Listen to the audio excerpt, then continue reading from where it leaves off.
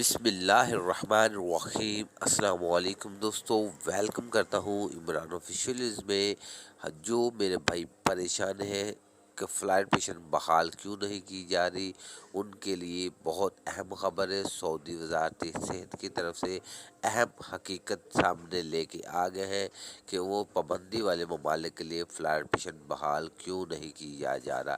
جیسا کہ آپ سب بھائیوں کو معلوم ہے کہ سعودی عرب نے مکمل تیاری کر لی تھی، جیسے کہ 25 بلڈنگ کو کوارنٹائن سینٹر بھی بنا لیا گیا تھا کہ جیسے ہی وہ غیر ملکی آئے پابندی والے ممالک سے 5 دن کوارنٹائن کریں اور بعد میں PCR ٹیسٹ کر کے اپنی کام والی جگہ پہ جا سکتے تھے۔ تو کل سعودی وزارت صحت کی ایک بہت اہم میٹنگ تھی، اس میں ان لوگوں نے اشارے میں یہ بتایا کہ دوبارہ جو کرونا کے بگڑتے حالات دنیا میں بہت تشویشناک ہے۔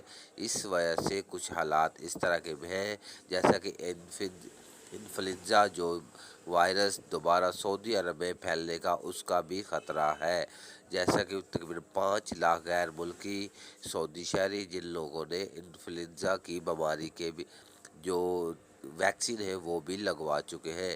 تو لیکن جو بگڑتے حالات دوبارہ سے دنیا بھر سے نظر آ رہے ہیں کہ کرونا کا جو پھیلاؤ ہے وہ بہت زیادہ تشویشناک ہے، اس لیے ہو سکتا ہے کہ فلائٹ مشن بحال نہیں کیا جا رہا۔ تو جیسے ہی اس کے متعلق کوئی اور ویڈیو آئے گی وہ آپ کے تک ضرور شیئر کروں گا۔ تب تک اللہ حافظ۔